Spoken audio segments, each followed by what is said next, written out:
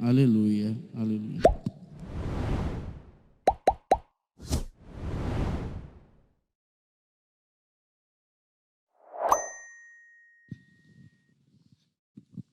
O Senhor esteja convosco. Proclamação do Evangelho de Jesus Cristo, segundo Mateus. Naquele tempo, disse Jesus: Ai de vós, mestres da lei e fariseus hipócritas, vós pagais o dízimo da hortelã, da erva doce e do cominho, e deixais de lado os ensinamentos mais importantes da lei, como a justiça, a misericórdia e a fidelidade. Vós deveis praticar isto, sem contudo deixar aquilo. Guias cegos, vós filtrais o mosquito, mas engolis o camelo. Ai de vós, mestres da lei e fariseus hipócritas, vós limpais o copo e o prato por fora, mas por dentro estáis cheios de roubo e cobiça. Fariseu cego, limpa primeiro o copo por dentro, para que também por fora fique limpo. Palavra da salvação.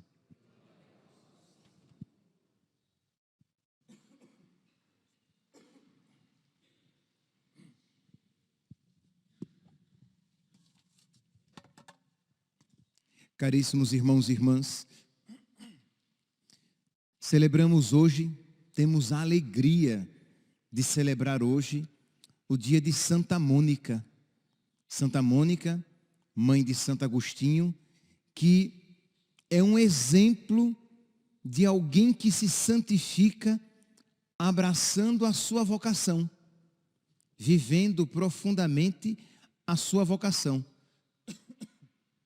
No caso dela, de esposa e de mãe. Mônica nasceu em Tagaste, por volta de 322, na África, norte da África, e de família cristã, católica, e se casou com um pagão, Patrício, com um pagão rude, um homem rude, de gênio muito difícil. E diz a história que ela se dedica à oração para ganhar aquele homem para Deus, porque ela sabia, como mulher cristã, que a responsabilidade dela como esposa é ganhar o seu marido para Deus. E ela então se dedica à oração e ao exercício da virtude, né? Não apenas rezar e ser uma mulher impaciente, geniosa, mal-humorada. Ah, mas eu estou rezando. Não, ela deveria rezar e se exercitar na virtude, para que o seu marido, vendo-a tão virtuosa, se deixasse convencer, por meio do seu exemplo, que aquilo que ela falava era verdadeiro.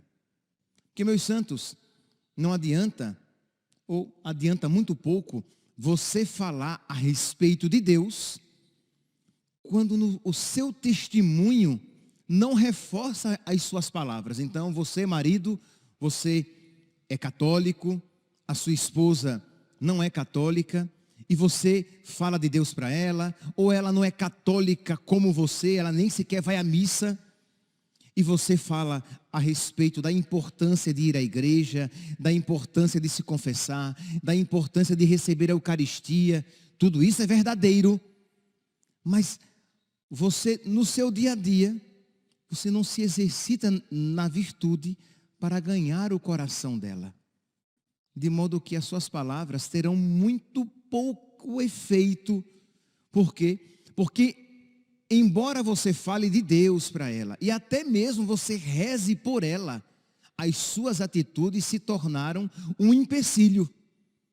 Mas se você fala de Deus para ela, ou a esposa com relação ao marido, se você fala de Deus, por exemplo, né, da importância de receber os sacramentos, de se confessar, romper com o pecado, né, de buscar uma vida de oração, receber frequentemente a Eucaristia. Quantas vezes, só aqui um parênteses, quantas vezes vem maridos, que a gente sempre coloca o contrário, né, da esposa que reza pelo marido. Mas não são poucas as vezes de maridos católicos, homens católicos, que vêm à igreja, que vêm para um aconselhamento, ou ali no meio da confissão, relata algo como que: padre, a minha esposa é tão difícil, ela não quer se submeter a Deus, ela não quer ser obediente aos mandamentos de Deus. E eu sempre vou perguntando: você fala sobre Deus para ela? Falo, padre. Você reza por ela e oferece pequenos sacrifícios, penitências por ela, pela conversão dela, pela mudança do coração dela? Faço. E você procura ser um marido paciente, generoso, carinhoso, para ganhar o coração dela. E aí sim, você ganhando o coração dela como esposo, ela vai ouvir com muito mais facilidade qualquer coisa que você disser. Padre, eu perco a paciência, eu fico irritado em casa. Você perdeu um dos caminhos para você ganhar a pessoa. Então isso tanto vale para o marido em relação à esposa, como a esposa em relação ao marido. Isto é, a virtude exercida, vivida em casa, é um dos instrumentos poderosos para você ganhar o coração do seu marido, da sua esposa. Então Mônica, ela vivia a virtude e procurava ser paciente, generosa, bondosa com aquele marido que não fazia por onde merecer. Mas é geralmente quando a gente menos merece, quando a gente mais precisa. E ela rezava pelo seu marido, ela oferecia penitências pelo seu marido, e ela procurava ser uma boa esposa ao heroísmo, suportando coisas que normalmente não se suportaria. Mas quando nós, meus santos, pedimos a graça de Deus e somos movidos pelo amor de Deus, nós nos tornamos capazes de fazer coisas que nenhuma lei nos obrigaria. Isto é, o amor de Deus, a graça de Deus nos capacita a fazer coisas e a querer fazer aquilo que nenhuma lei obrigaria. Então, o sacrifício daquela mulher. E aqui, meus santos, exatamente neste caminho em que ela se dedicava a ganhar a alma do seu esposo para Deus, que ela se santificou, que ela salvou a sua alma. Nós tendemos muitas vezes a ver, isto é, aquilo que a graça de Deus fez por meio de Mônica. E é verdade. Mas nós muitas vezes nos esquecemos que foi nesse caminho de ela se exercitar para ganhar o seu marido que ela se santificou. E que ela talvez nem fosse para o céu se ela não tivesse aquele marido difícil e aquele filho que nós iremos daqui a pouco meditar, por quem ela se dedicou para ganhá-lo para Deus. São Padre Pio, né? Ele vai dizer que ele não teria se salvado se ele não tivesse passado por todas aquelas provações. Padre Pio diz que não se salvaria se ele não passasse por aquelas provações, isto é, os caminhos de Deus, muitas vezes desconhecidos a nós, mas que fazem com que tudo o que acontece na nossa vida, se estivermos na amizade com Deus, concorra para a nossa salvação. Então, as pessoas difíceis que Deus permite que passem pelo nosso caminho, as dificuldades pelas quais passamos, doenças que possam chegar até nós, tudo aquilo que à primeira vista poderia ser simplesmente mal e desagradável, se nós estivermos unidos a Deus, se tornarão fonte de bênçãos. Imagine, repito, aquele marido difícil, aquele homem insuportável, foi fonte de bênçãos para que hoje nós chamemos Mônica de Santa Mônica. Meus irmãos, quando nós aprendemos a olhar as coisas a partir desta ótica, o nosso coração se enche de ânimo, de alegria. Então você pode dizer, padre, quer dizer então que aquela dificuldade financeira pela qual eu estou passando, se você, meu santinho, se unir a Deus, esta dificuldade financeira vai se tornar uma fonte de bênçãos para a sua vida. Agora, claro, se você não se agarrar com Deus, as dificuldades da sua vida vão afundá-lo, vão submergi-lo nelas. Você vai morrer afogado e sufocado por todos esses problemas. Você vai morrer revoltado com o intrujão de mulher que vive do seu lado. E você vai morrer revoltada com aquele marido insuportável com o qual você se casou e que você não aguenta mais, porque você se afastou da graça de Deus. Mas se você se mantiver na graça de Deus, ouvindo a sua palavra, recebendo os sacramentos, principalmente recebendo de uma maneira frutuosa a Eucaristia, você vai aprender a ter os mesmos sentimentos de Cristo.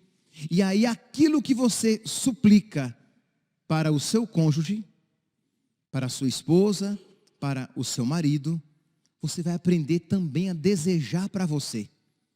Santa Mônica rezou tanto pedindo a conversão do seu filho e rezou tanto pedindo que ele se libertasse dos seus pecados e que ele se arrependesse dos seus pecados, que ela também aprendeu a detestar todos aqueles pecados, inclusive na sua vida. Na oração coleta da missa de hoje, a igreja pede a nós, pede para nós, a graça da contrição perfeita, que nós também choremos os nossos pecados. Que graça, meus santos, que graça. E assim, eu gostaria que você compreendesse que isso é uma graça, é uma grandiosa graça. E que existem pessoas que passarão por esta vida e que nunca a experimentarão.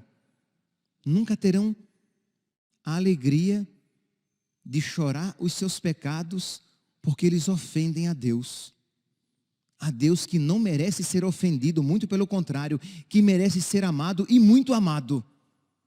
Então Santa Mônica combateu tanto, odiou tanto os pecados no marido e no filho, que ela também aprendeu pouco a pouco, cada vez mais, a odiar aquilo que existia de pecado e imperfeição no seu coração. Porque não é que Mônica já nasceu santa, né? Lembremos-nos que ela não batizou Agostinho pequeno. Ainda bem que no céu não tem acusador, né? Mas aqui na terra a gente lembra. Olha, ela não batizou Agostinho pequeno. Foi erro dela, como mãe. Vou esperar, depois de velho, depois que ele pecar muito, ele se batiza. Quer dizer, privou o filho da graça sacramental. Privou o filho da filiação divina.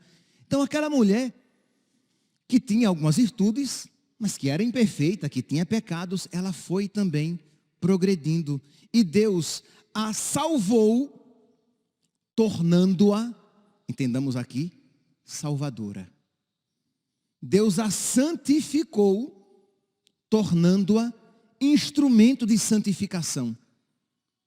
Porque nós tendemos a olhar apenas o que a graça de Deus fez por meio dela, na vida do marido, na vida do filho, mas nós nos esquecemos, e é primordial que nós nos recordemos que exatamente neste processo Deus foi trabalhando no coração dela. Por quê? Porque isso faz com que nós vejamos de uma maneira diferente quando você tem pessoas difíceis na sua vida, a quem você é chamado a amar e a servir, e você dizer, mas Deus está trabalhando na minha alma exatamente neste processo.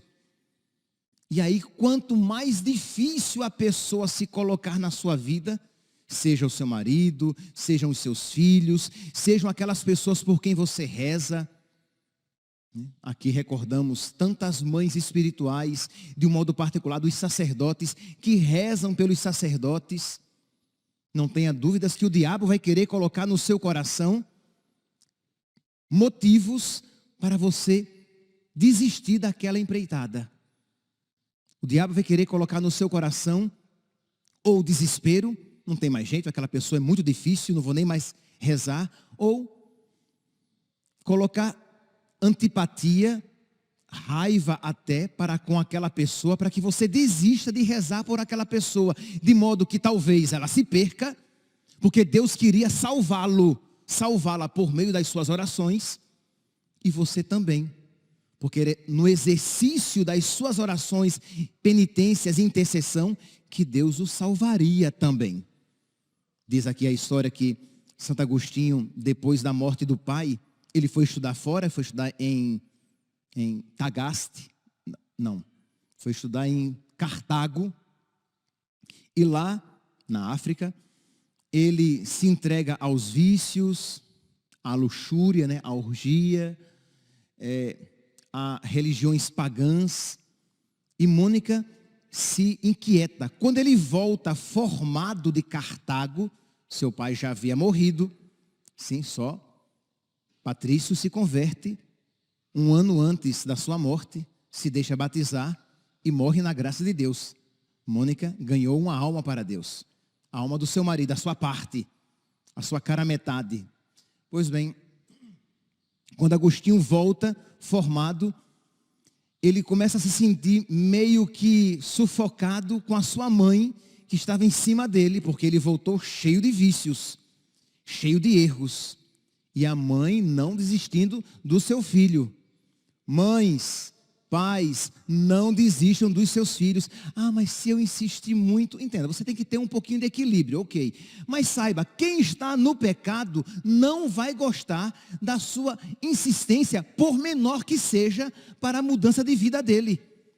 Então, tudo que você pedir, tudo que você quiser e tudo que você pedir para ele, para ela, vai ser demais. Então, por amor a Deus, não se importe de ser chamado de chato, de ser chamado de chata. Porque a mínima pergunta que você fizer, meu filho, você está indo à missa aos domingos? Ah, mãe, a senhora também fica perguntando o tempo todo isso. Não é nem verdade. Você nem pergunta o tempo todo isso. Mas você pergunta de vez em quando. Quando você vê um namoro diferente, e você pergunta, meu filho, minha filha, você está se comportando, né? Lembre-se que a vida neste mundo é como um sopro e que os pecados mortais nos levam para o inferno.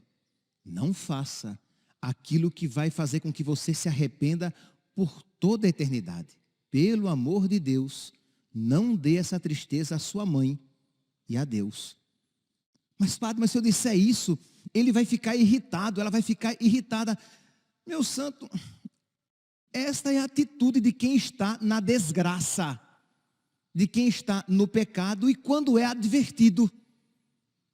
E você não queira sair bonita na fotografia, queira agradar a Deus. São Paulo dizia, eu sei que é noutro contexto, mas se aplica a este. São Paulo dizia, se eu quisesse agradar os homens, eu não seria servo de Cristo. Então, mamãe, não queira agradar seu filho, seja serva de Cristo. Papai, não queira agradar os seus filhos primeiramente, queira agradar a Deus. Então você vai ser, em alguns momentos, para ele pelo menos, inconveniente, desagradável. Mas você vai fazer isso porque você deseja a salvação da sua alma, da alma do seu filho, da sua filha e consequentemente da sua. Porque a sua salvação passa pelo exercício da sua paternidade, maternidade e da sua vida matrimonial. Então, quando Agostinho volta de Cartago, Mônica vai para cima porque viu que o filho estava totalmente transviado, estava adjojado com uma mulher de uma vida não muito piedosa, com ela tivera um filho. Então Mônica estava ali, aperreada, com aquela situação. Agostinho então resolve ir para Roma.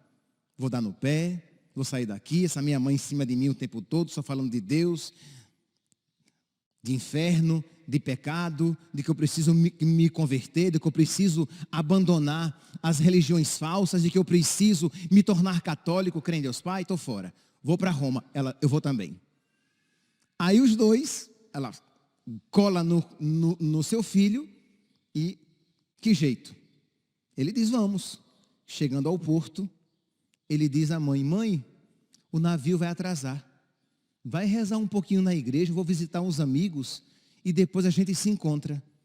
A mãe vai rezar e ele vai-se embora sem a mãe. E ele mesmo diz que enquanto a mãe por ele chorava e rezava, ele dela fugia. Meus santos, vocês não podem imaginar o que o diabo colocou no coração daquela mãe. Ele não merece as suas orações. Olha o que ele fez, abandonou você. Para que ficar rezando? E o que é que faz Mônica? Redobra nas suas orações e vai atrás do seu filho. Então essa perseverança desta mulher que quer a salvação da alma do seu filho e este processo a santificou. Meus santos, vamos lá. Que os pais tomem esta missão de rezar pelos seus filhos e de aqui e ali pagarem o preço de serem desagradáveis, pelo menos desagradáveis segundo a lógica do mundo, lembrando aos filhos que a vida neste mundo passa e que um dia estaremos diante do eterno juiz e que iremos prestar contas dos nossos atos. E que isso façam pelos filhos, que isso o marido faça pela esposa, a esposa faça pelo marido, e sabendo que isso não será apenas causa de salvação para o outro, mas para você.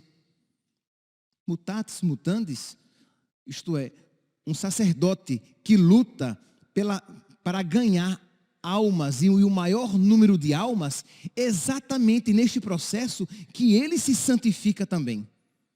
Então, vamos renovar os nossos esforços, pedir a Deus um ânimo novo, pedir a Deus por intercessão desta santa mulher que nós hoje estamos celebrando, para que nós nos empenhemos com mais afinco para ganhar almas para Deus, principalmente daquelas pessoas mais próximas a nós que Deus colocou no nosso caminho. E os filhos, e os pais, e os esposos são os primeiros. Então, rezar, alguma penitência. Seu filho está num caminho perdido, o que é que você está fazendo? Eu estou rezando, ótimo, mas está fazendo também alguma penitência? Algum pequeno jejum que seja semanal, uma penitência diária em que você renova, como que aquela viúva que ficava incomodando ao juiz, pedindo que lhe fizesse justiça. Você todos os dias, com aquela sua pequena penitência, você diz, Senhor, lembra-te do meu marido. Ou o marido, Senhor, lembra-me da minha esposa, que ela não se perca. Lembra-te dos meus filhos.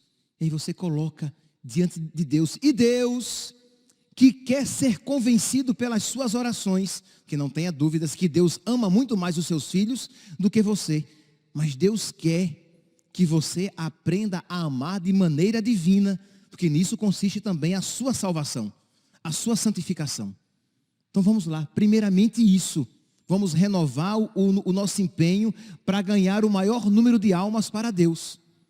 Ao mesmo tempo, ter uma visão cristã, católica, das contrariedades da nossa vida. Com muita facilidade, nós abandonamos a vida de oração e nós nos desanimamos quando coisas tristes acontecem a nós, quando as coisas não acontecem segundo as nossas expectativas. E às vezes, é o caminho de Deus que começa a ser desenhado na minha vida. Então vem aquela doença que eu não esperava. E será exatamente por meio daquela doença que a minha alma será salva. Aquela dificuldade financeira, aquela pessoa difícil, ou que se tornou difícil na minha vida, e será exatamente por causa daquela pessoa difícil, que Deus vai começar a trabalhar e a modificar o meu coração. Então isso faz com que eu me coloque diante das situações mais adversas com confiança na divina providência. Não é pensamento positivo de que tudo vai dar certo. Nada disso, isso é bobagem.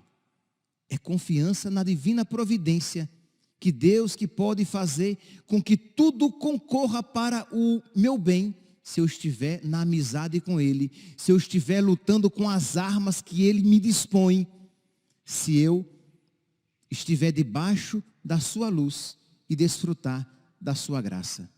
Que nós hoje então, meus santos, peçamos a Santa Mônica que interceda por nós, para que em todas estas circunstâncias nós sejamos mais do que vencedores, graças àquele que nos amou. Louvado seja nosso Senhor Jesus Cristo, para sempre seja louvado.